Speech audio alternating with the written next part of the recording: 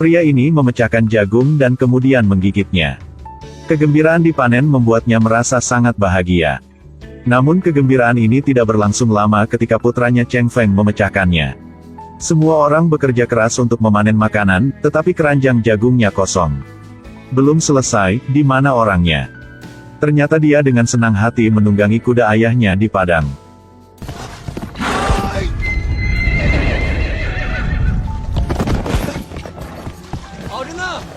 Setelah dia kembali, wajah ayahnya menjadi sangat tidak sedap dipandang. Seluruh wajah menunjukkan kemarahan. Hanya dengan satu tendangan, dia mengirim putranya ke sungai. Melihat penampilan putranya yang acak-acakan membuatnya tertawa mengejek. "Ayah sedang ngapain sih?" Menghadapi pertanyaan putranya, dia langsung menjawab. "Sementara semua orang bekerja keras, kamu bermain." Setelah mengatakan itu, dia menendang lagi, "Ayah harus mengatakan kamu layak." Terlebih lagi, dia berani menunggangi kudanya yang berharga. "Siapa yang menyuruhmu menyentuh kudaku? Lihat apa yang kamu lakukan pada perutnya." Tetapi Cheng Feng tidak membalas apapun, tetapi tetap diam dan mengeluarkan selembar kertas berita dari sakunya. Kemudian dia melakukan upacara dan melaporkan pekerjaan itu. Ternyata dia diberi tugas melapor oleh pimpinan, tidak malas menolak bekerja. Dan kuda-kuda tim semua pergi ke lapangan, hanya kuda ayah yang bebas. Jadi dia menyalahkan anak yang salah, tetapi dia tidak bisa meminta maaf dengannya. Saat dia mengejar Cheng Feng keluar dari jagung, dia melihat pesawat tempur musuh. Tim segera memakai topi mereka. Lepaskan topi mereka, mereka hanya sinis. Tetapi ketika mereka memakai topi mereka, mereka menjadi salah satu pejuang yang melindungi negara. Mereka menyingkirkan jagung dan mengeluarkan sepatu dan senjata mereka. Hanya dalam beberapa saat, seluruh pasukan tentara muncul. Ada kemungkinan tentara musuh telah menemukan daerah mereka, tetapi musuh adalah tentara Jepang yang tangguh di daerah Tsubasa. Mereka tidak bisa melewatkan kesempatan apapun. Yang pertama adalah menurunkan pesawat untuk menjatuhkan tim di darat. Kemudian segera mengirim seseorang untuk menemukan jejak kavaleri Cina. Karena untuk menghadapi sapuan musuh, Ma Rensing memerintahkan mundur ke markas untuk berkumpul, dan saya akan mengirim tim untuk melihat medan. Di tengah perjalanan mereka bertemu dengan sebuah desa. Desa itu dipenuhi asap dan api, seolah-olah pertempuran besar baru saja terjadi. Kavaleri dengan cepat mendekat, dengan hati-hati memindai sekeliling mereka. Untungnya, tidak ada musuh di sini. Sudah kubilang tidak ada apa-apa di sini. Orang Jepang tidak bisa tinggal di sini lama. Prajurit ini secara tidak sengaja jatuh dan menemukan ada terowongan di bawahnya. Tim dengan cepat meningkatkan kewaspadaan mereka. Karena di belakang papan lain kemungkinan besar tim penyergapan musuh. Informasi dari markas, musuh melepaskan air di bendungan. Mereka segera menarik gadis itu dari ruang bawah tanah, tetapi dia sangat takut sehingga dia tidak bisa berhenti berteriak. Sampai jelas bahwa tentara kita baru berhenti. Cheng Feng kembali untuk melapor. Musuh ingin menghalangi mundurnya kavaleri, sehingga mereka memecahkan tanggul di sungai untuk melepaskan air. Sekarang jika mereka ingin mundur, mereka harus menempuh jarak 60 mil lagi. Tapi dibandingkan dengan musuh, jalan itu bukanlah apa-apa. Prajurit itu melihat ke bawah untuk melihat betapa menakutkannya tentara Jepang, membuat lelaki tua itu sangat ketakutan. Seluruh desa penuh dengan orang tua dan anak-anak. Tampaknya para pria di desa telah berpartisipasi dalam pertempuran. Wanita yang baru saja hamil itu berasal dari keluarga militer. Pistol lainnya juga ditinggalkan oleh suaminya. Dia juga mengatakan dia sudah berkorban. Setelah Cheng Feng selesai melapor, ayahnya juga mulai merawat luka di lehernya. Anak laki-laki berusia 19 tahun dengan pemberontakan terlihat di wajahnya. Adapun kekhawatiran ayahnya, dia selalu berusaha menghindarinya. Kamu pantas mendapatkannya, dan lain kali itu hanya ada kematian. Dia hanya memperhatikan keluhan ayahnya, tidak memperhatikan bagian makanan lainnya. Masalah selanjutnya adalah bagaimana melindungi keamanan seluruh desa. Jika mereka tetap tinggal, mereka pasti akan bertemu dengan Jepang lagi dan tidak bisa lepas dari kematian. Tapi sekarang dia hanya memiliki tim kavaleri kecil, apalagi jalannya sangat sulit. Jika membawanya, itu pasti akan memperlambat kemajuan. Pendapat rekan-rekan itu adalah membiarkan mereka bersembunyi di bunker, tetapi jika mereka bisa menemukannya maka pasti orang Jepang juga bisa. Terlebih lagi, sekarang musuh ada di belakang mereka, jika mereka terus ragu, tidak ada yang bisa pergi. Sementara mereka bertiga berdebat, seorang anak dengan mangkuk dan makanan berjalan di bawah hujan dan pergi ke arah mayat. Dalam sekejap, Ma Rensing dibangunkan oleh anak itu. Orang-orang di medan perang tidak untuk melindungi keluarga mereka, melindungi negara. Sekarang, karena sedikit kesulitan, tidak mungkin meninggalkan lelaki tua itu untuk mati sendiri. Setelah hujan berhenti, tentara ambil kesempatan untuk membawa semua orang pergi. Tetapi sebelum mereka sempat memulai, mereka mendengar suara artileri musuh di kejauhan. "Kenapa cepat banget sih, kalian ingin kubur ibu kalian?" Mereka membahas bahwa, setelah membawa lelaki tua itu menyeberangi sungai, mereka akan mengirim sinyal. Pada saat itu komisaris politik akan meninggalkan pengepungan. Melihat rekan satu timnya pergi, hati Ma Rensing menjadi rumit. Pasukan kavaleri yang mengumpulkan perwira pergi, tetapi sebelum meninggalkan desa, para pejuang musuh tiba. Mereka hanya bisa dengan cepat mengatur agar semua orang melarikan diri. Selama kekacauan, seorang anak ditinggalkan di dalam mobil. Ketika kavaleri melihatnya, dia segera berlari dan memeluk gadis kecil itu. Pada saat yang sama, Jepang juga menembakkan peluru. Pada saat itu, dia mencoba tersenyum pada gadis kecil itu meskipun terkena peluru. Setelah orang dewasa datang untuk membawa bayi itu pergi, orang-orang melihat bahwa kakinya sekarang telah terputus. Seluruh tim bergegas keluar untuk menghadapi musuh untuk mendukung rakyat. Tetapi untuk laras mereka yang lemah, sepertinya tidak ada apa-apanya dibandingkan dengan pejuang musuh. Peluru dari pesawat dengan mudah mematahkan kaki kuda. Tapi mereka mencoba memikat musuh untuk melonggarkan kewaspadaan dan menyerang mereka dari tempat lain.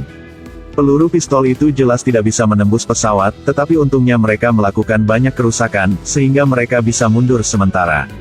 Tetapi ini juga berarti bahwa lokasi mereka sekarang telah terungkap.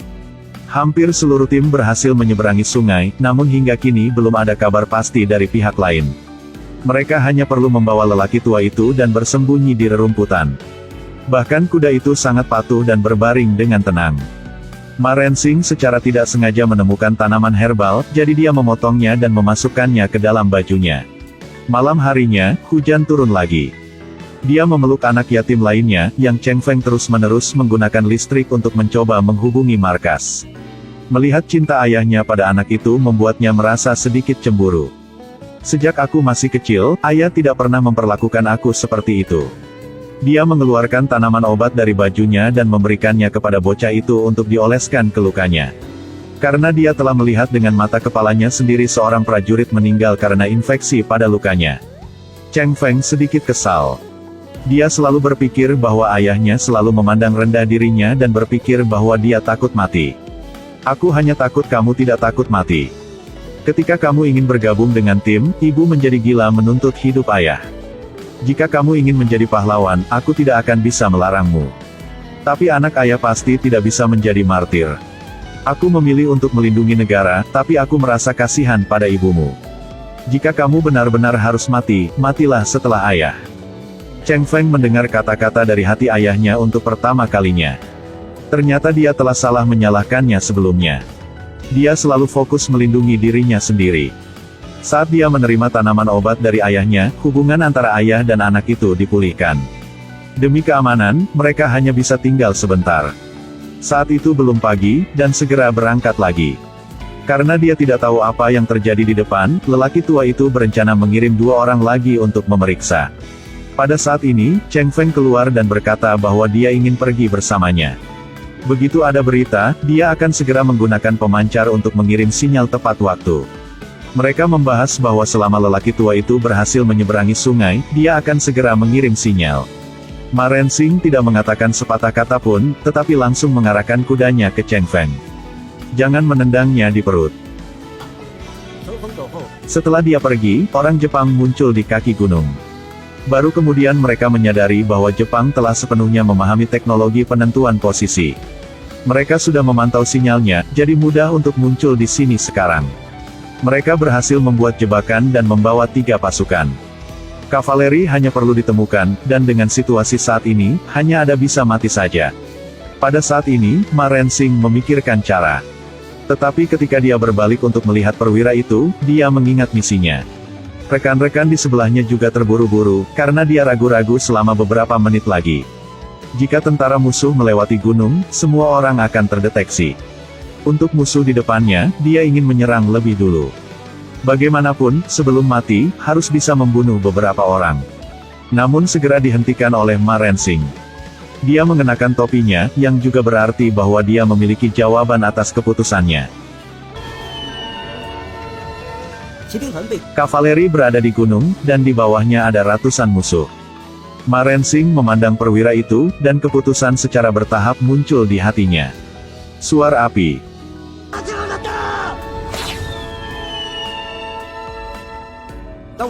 Sementara para perwira tidak mengerti mengapa mereka seperti ini, para prajurit juga secara bertahap mengerti apa arti keputusannya.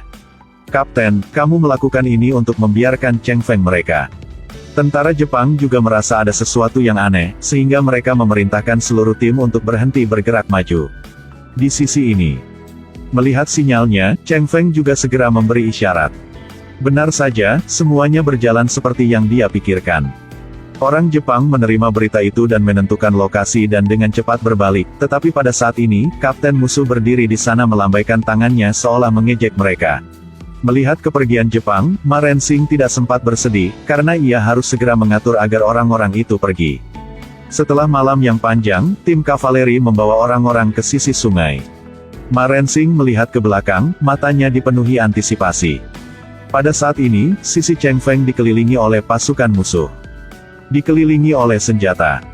Ketika kapten musuh menyadari bahwa dia telah ditipu, dia merasa sangat marah. Pada saat ini, meskipun Cheng Feng dan yang lainnya dikepung, wajah mereka tidak menunjukkan sedikit pun rasa takut. Cheng Feng, jangan mengambil risiko seperti ayahmu. Konfrontasi ini bukan giliranku. Dia tidak mengatakan apa-apa, hanya menepuk kudanya, lalu dengan tegas menyerbu ke depan. Di belakang, pasukan kavaleri juga mengeluarkan senjata mereka untuk memutuskan hidup dan mati. Pada saat ini, kapten, mengetahui bahwa dia telah ditipu, marah dan secara pribadi mengarahkan roket ke mereka. Satu persatu semua orang jatuh. Tidak peduli berapa banyak peluru yang mengenainya, tidak peduli berapa banyak musuh di depan dan tidak peduli berapa banyak darah yang tumpah, mereka masih bergerak maju. Mereka semua adalah pahlawan. Bahkan dalam menghadapi kematian, dia menolak untuk mundur. Ma Rensing masih menunggu, dia berharap akan ada keajaiban. Kemudian tim akan aman untuk kembali. Tapi yang datang hanyalah kuda. Ini membawanya ke kehancuran total. Kuda itu juga membawa darah segar di atasnya. Dan noda darah ini cukup untuk mengatakan semuanya. Dia mengulurkan tangannya untuk merasakan darahnya. Kayak ada koneksinya. Dia tahu bahwa putranya telah meninggal. Dia bersembunyi sendirian di rumput, semakin cepat dia berjalan. Lalu tiba-tiba berhenti untuk melihat tumpukan darah di tangannya. Seluruh tubuhnya menjadi sunyi. Dia hampir bisa melihat bagaimana Cheng Feng meninggal. Dan kematiannya juga karena keputusannya bahwa dia dikelilingi oleh musuh. Pada saat ini, dia bisa melindungi seluruh dunia, tetapi dia bersalah atas orang yang dicintainya sendiri. 2 bulan kemudian, Jepang mendirikan kompi besar untuk berperang dalam pertempuran besar itu. Dan tentara yang datang kali ini adalah tentara yang sama yang tersapu bersih terakhir kali. Wajahnya dipenuhi dengan tekad. Semua kebencian dilepaskan kali ini. Mereka bercokol di atas dan menembak jatuh. Pada saat ini, Ma Rensing sedang menepuk-nepuk kudanya di rerumputan, lalu naik ke atas kuda dan mengeluarkan pisaunya. Kemudian para prajurit di belakang juga berdiri satu persatu dan mengangkat pedang mereka. Sebuah kekuatan kavaleri perkasa meledak dari rumput. Ketika musuh melihatnya, kavaleri mulai menyerbu ke medan perang. Mereka memegang pedang yang mengarah ke satu arah, yaitu musuh. Dengan tatapan penuh tekad, mereka tahu tidak ada jalan kembali. Musuh dengan cepat memuat ulang. Karena mereka tahu, begitu kavaleri mendekat, yang menunggu mereka adalah kematian. Di jalan, bahkan jika ledakan meledak, darah mengalir, mereka tidak melambat. Mereka menggunakan tubuh mereka sendiri untuk menutupi rekan-rekan di belakang. Mereka semua bergerak seperti pria baja sekarang. Siapapun bisa jatuh kapan saja, tapi benderanya tidak boleh jatuh. Dia mengambil bendera itu dan berdiri dengan sekuat tenaga, lalu menyerahkan bendera itu kepada Ma Rensing untuk terus maju. Melihat kavaleri hari satu mendekat, mereka ketakutan. Mereka tidak peduli lagi dengan tentara di gunung, tetapi memusatkan semua daya tembak mereka ke depan. Apa yang menyambut pasukan kavaleri adalah lapisan gelombang ledakan dan peluru, di mana pasukan kavaleri jatuh satu persatu. Ma Rensing sekali lagi jatuh tapi dia jelas tidak berhenti. Dan begitu juga semua pasukan kavaleri lainnya. Takut tidak akan ada kuda, takut mereka akan terluka parah, tetapi selama mereka tidak mati, mereka masih akan bergerak maju. Mereka akhirnya mencapai formasi musuh. Kavaleri menebas mereka satu persatu. Musuh jatuh seperti jerami. Menghadapi kematian, Jepang masih berusaha melawan dengan sia-sia. Pasukan kavaleri berjuang dengan hidup mereka. Untuk masa depan negara, untuk semua orang tua, untuk anak-anak. Tidak ada yang takut akan mati. Mereka tidak peduli. Segera formasi musuh dibubarkan. Semua langsung berlari. Dan bendera nasional juga ditanam di atas bukit. Pada saat ini, Kapten tentara Jepang masih berusaha melawan. Dia mengambil kuda itu dan melarikan diri. Ma Rensing tidak bisa memberinya kesempatan untuk melarikan diri, dan segera mengejar. Kedua belah pihak bergegas menuju satu sama lain dengan pedang. Kapten ditikam olehnya sekali di dada, dan dia juga ditebas di leher. Kavaleri telah menang, negara telah menang. 被他一下挑三。